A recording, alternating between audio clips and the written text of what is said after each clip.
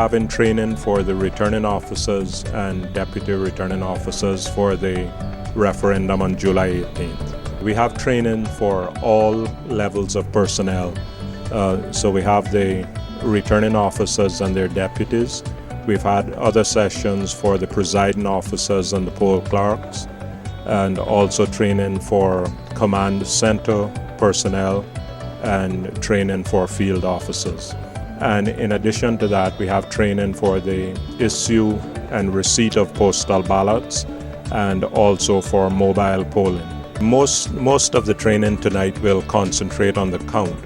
We have already done training for postal ballots and mobile ballots, but at the count, this year we're going to count in each of the electoral districts. So there will be 6 counts starting simultaneously at 7 p.m. on July the 18th. At the count itself, we expect that it would be broken down into a number of segments so that each deputy returning officer will be responsible to the returning officer for the count of a segment in that district. In the smaller districts, Cayman Brac and Little Cayman, East End and North Side, the returning officer himself or herself will be doing the count. And we expect that it would be done in maybe 2 segments. In the larger districts, say Georgetown, we can do up to 6 sub-counts within the Georgetown count.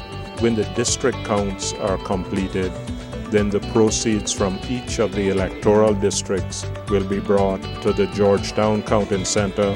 That's at the Family Life Center on Academy Way off Walkers Road, where all of the district results will be collated to give us the national result. And we will be announcing the outcome of the referendum from the Family Life Center. There is a specific law done for each referendum.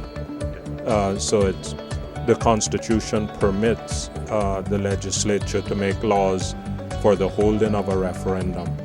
So the law that we're dealing with this time is the Referendum Single-Member Constituencies Law 2012. This law is different from the 2009 referendum law. So we had a central count, but we had district results available at the 2009 referendum.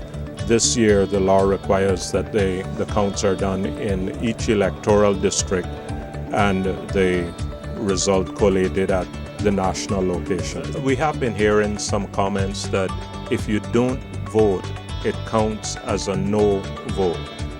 That is not entirely correct. The referendum law states that the outcome of the referendum shall be binding on the government if more than 50% of the registered electors vote in the referendum in favor of or against the question, so that for it to count as a no vote and therefore be binding on the government, and a voter has to vote, we can only count the actual ballot papers that are marked yes or no.